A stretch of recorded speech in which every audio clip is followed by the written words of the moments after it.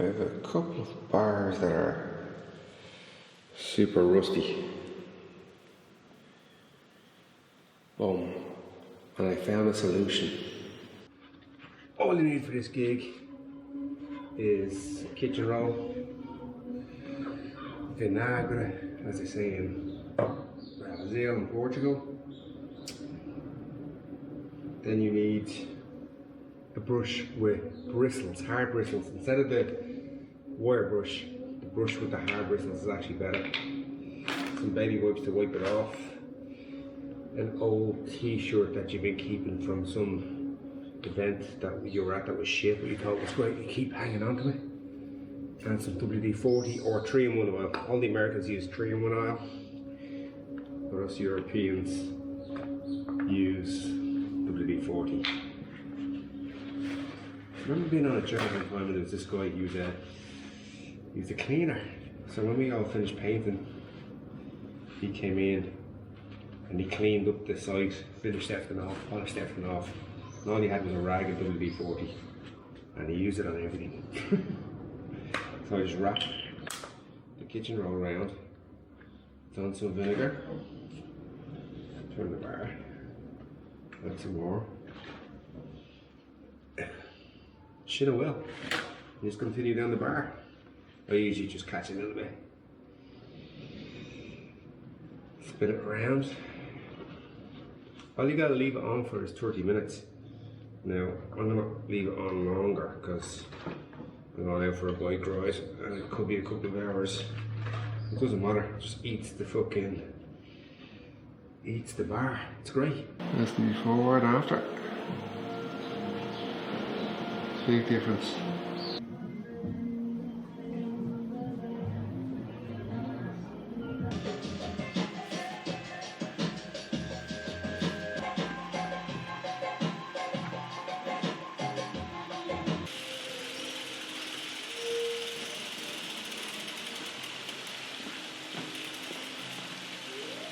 If you don't have one of these pumps, get one.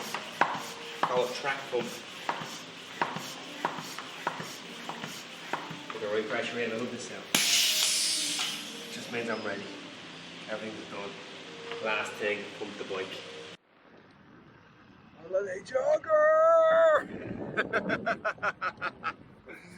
They go on holidays and they just want to jog. Relax! You're on your holidays.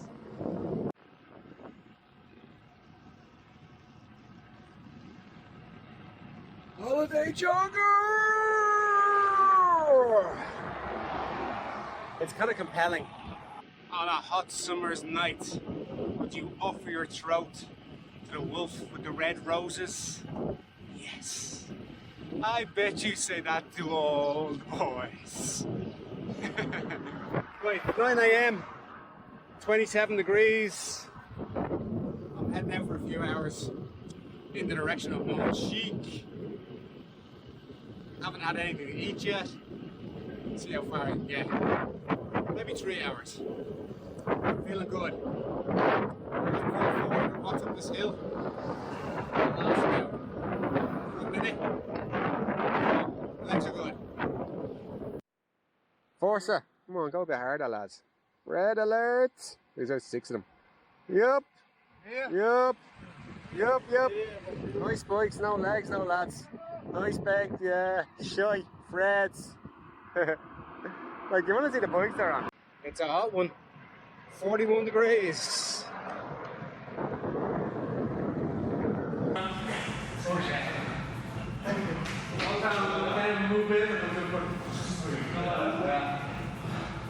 An interesting thing happened on the way to the moon today.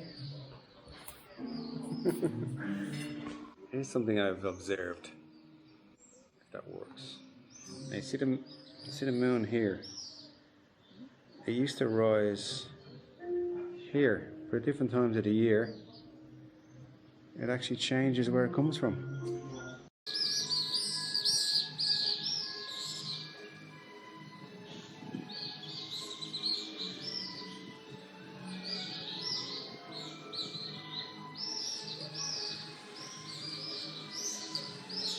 It's a hot night, 24 degrees. full moon. And I'm gonna get in for a swim. Hasn't been this warm at night for a long time. It's a few waves. Not that you're looking at.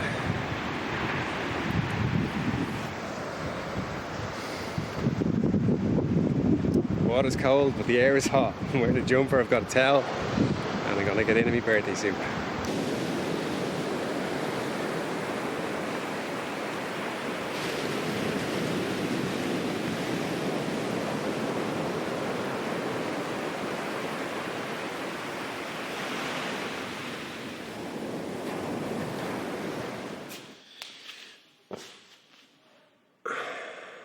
The bigger the light source, the softer the light.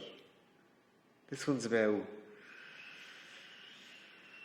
I don't know what it is in meters. In old money, it's about 4 foot by good 10 inches. You can see that, and it's got a grid, and you can see the grid in the glasses, yeah.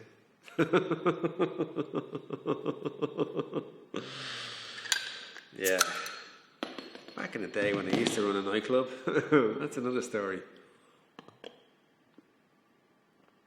Cheers. Best birthday ever.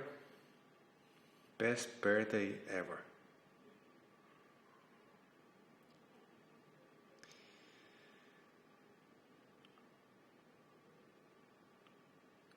I noticed the last few days about people and the way they react to free shit. And I've observed that over the years. I don't know if anybody's ever given out free samples or anything like that, and how people just turn into cunts.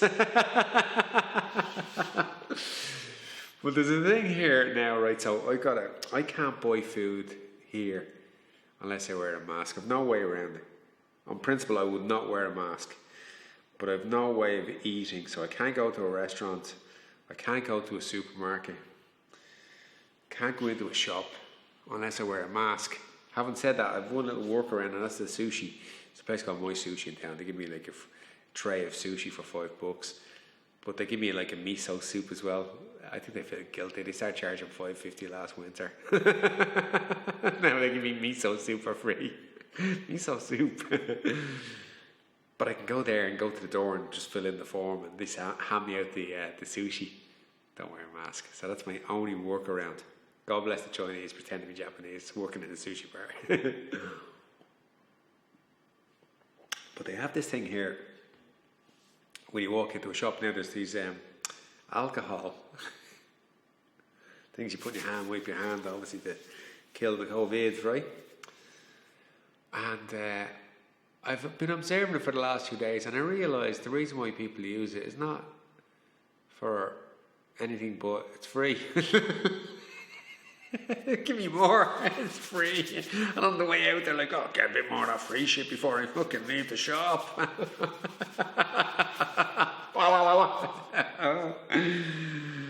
Yeah, that's my observation of it, you know.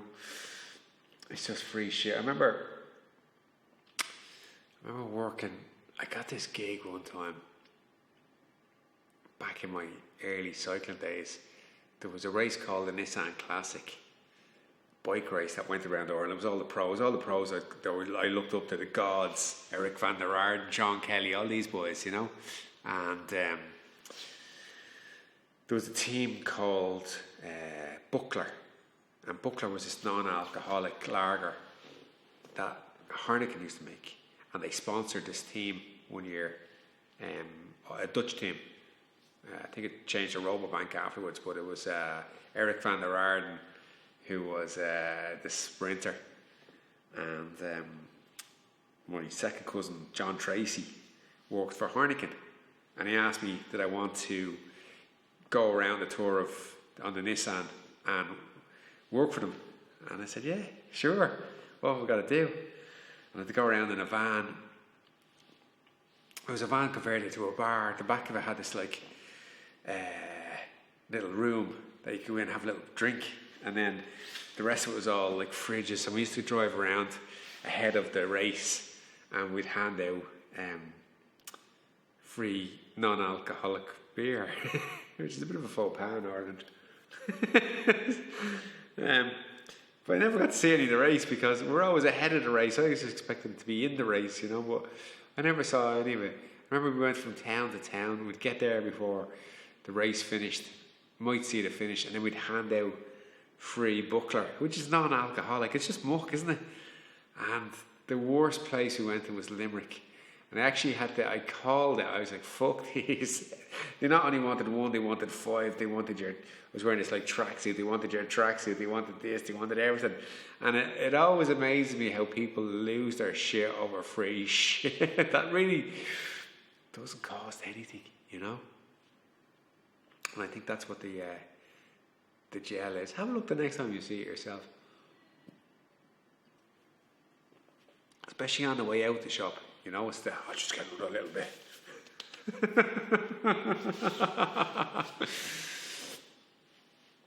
The other thing I noticed, and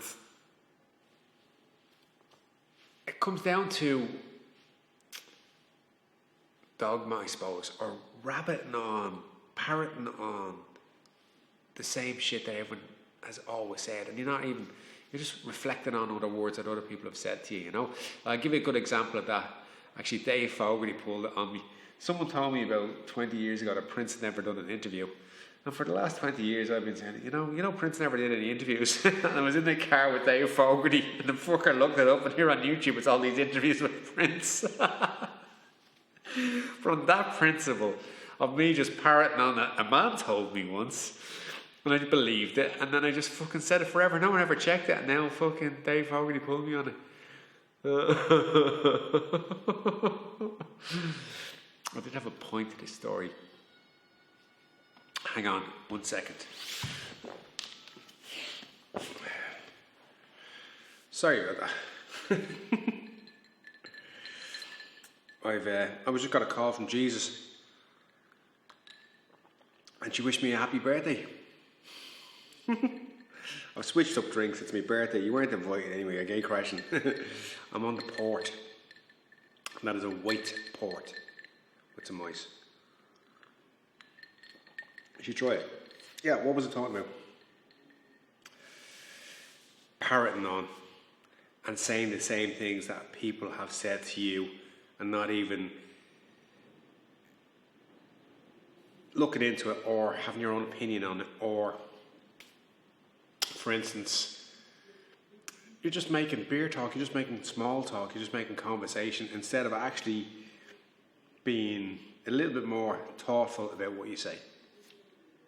And I'll give you an example of this. I've been writing a book for the last 2 months. Every day I write 2 pages after my coffee.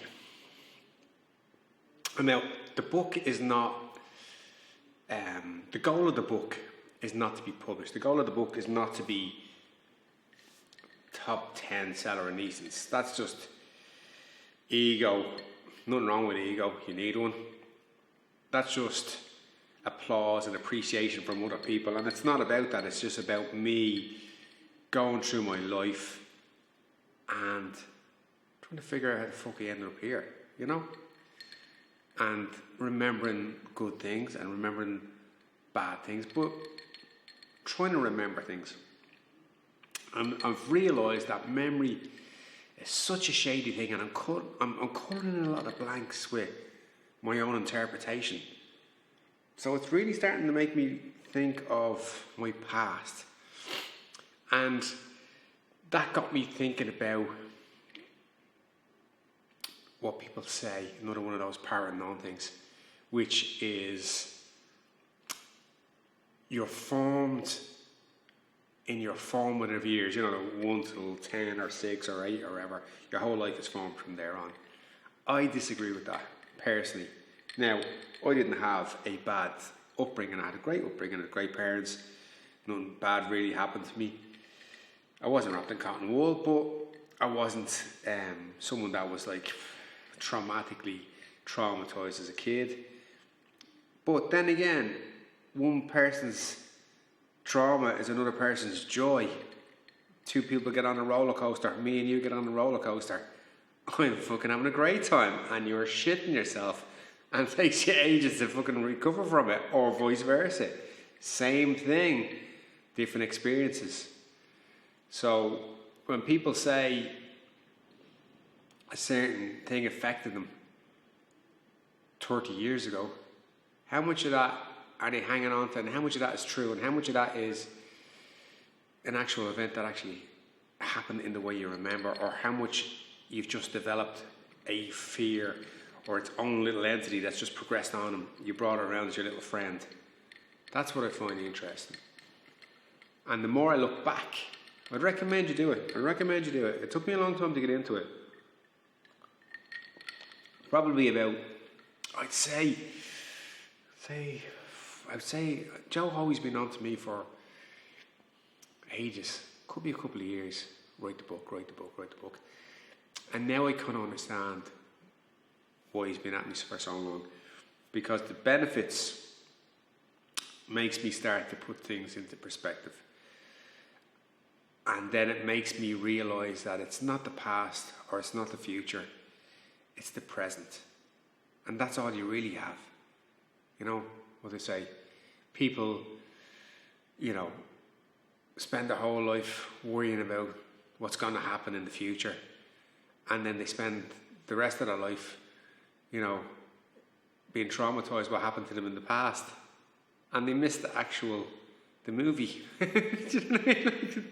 The now.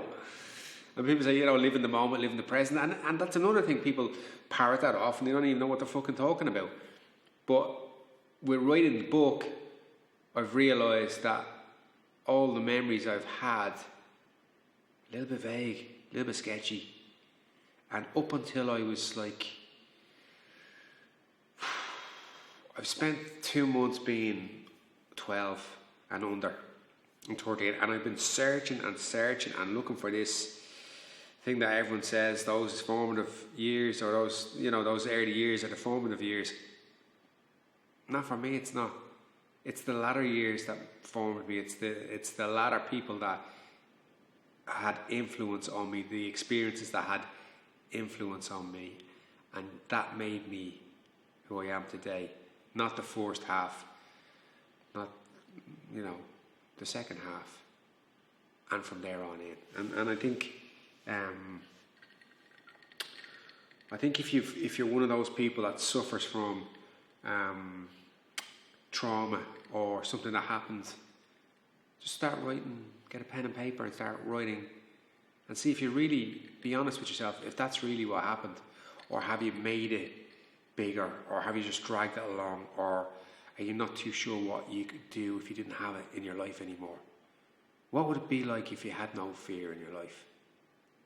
And that's a fear. You know what I mean?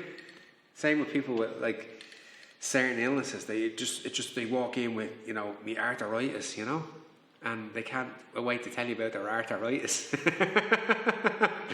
That's a double little thing for arthritis if you're not from these parts. But and we all know those people that introduce themselves as them with this illness they have, or this category they have. My name's John and I'm an alcoholic, or my name's Dave and I have sciatica, and my name's whatever, and I suffer from headaches, or whatever the fuck it is. And it just becomes, you wouldn't know what to do if you got rid of it. You might actually start enjoying life and finding a purpose and letting go. And I suppose that's the trick to it. It's just letting go and accepting that you're going to die, and accepting that your memory is sketchy as fuck. Just launch it. Never let the truth get in the way of a good story, isn't that what they say? But that's what I've been searching for. I've not been looking for a story with the book. I've just been looking for the story of me. And all I can tell you is I can't fucking remember. And of that, and just glimpses of it, and the rest of it is just, fucking boy in this guy. So it's interesting. It's very, very interesting. I've had a great birthday. I've had an exceptional birthday. It's been outstanding. And normally on my birthdays, I don't like to have a party or a celebration or that type of thing. I just like to fuck off and reflect. And I don't really enjoy them too much. It's for me, it's just a day. It's not, I'm another year older. No, you're just a day or a minute or an hour older. You're not a year older in a day, you know? And also, I've never been one for, it's my party. I'll cry if I want to, you know? It's my big day. You do this and you do that. I'm not into that. I just like, actually, you know what? I got one of the best compliments I've ever had the other day. And I heard someone said, I wouldn't train up in Chernobyl. I don't like Colin, he's an arsehole. It's just fucking brilliant. It's working.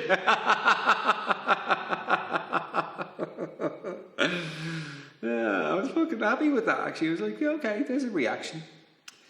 There's a guy called John Free, and it was kind of like of the same kind of idea. John Free is a street photographer. He's no boy. He has a little Nikon photography camera, and you'll catch him on YouTube. He walks around taking photographs of people, and he's asking like, what, you know, because a lot of people have cameras now, and it's not film, it's digital, so you can take 10,000 photographs. Doesn't cost you anything. It's on a fucking little SD card. But back in the day, when you wound on a piece of film and you pressed a button and you had 12 exposures or 24 exposures and it cost you money each shot, you really were selective about your shot. And they follow him around, and the guy walks out, he steps out and he pulls out the camera, he puts it back down, and then the guy who was videoing him said, why did you take the shot? And he goes, I didn't take the shot. Because I saw you take the shot. He said, no, I looked through the lens, the shot wasn't there. The shot wasn't there, the shot will never be there, so I didn't take it. Whereas if you point the camera and take a bunch of shots and you're going home desperately looking for the shot's not there. The shot has to be there before you press the button. Anyway, his saying is, what's my motivation here? What am I looking to do? And I have it written down. And off the top of my head, if I can remember, is what we are looking to do here is have an emotional reaction from the viewer having seen it. So he doesn't care if you hate it or if you love it, but you have an emotional reaction to the viewer for having seen the image.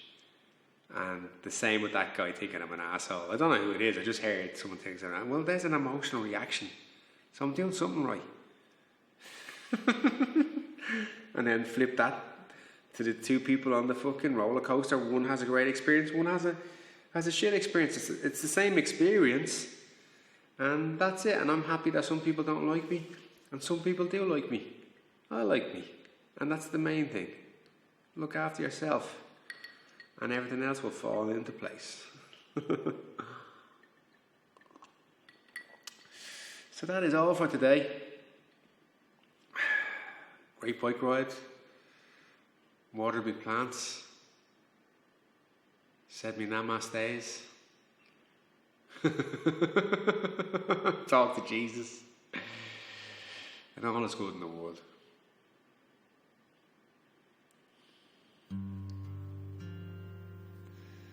Hare Krishna. Namaste. We are all one. Hashtag Rafter. Rafter.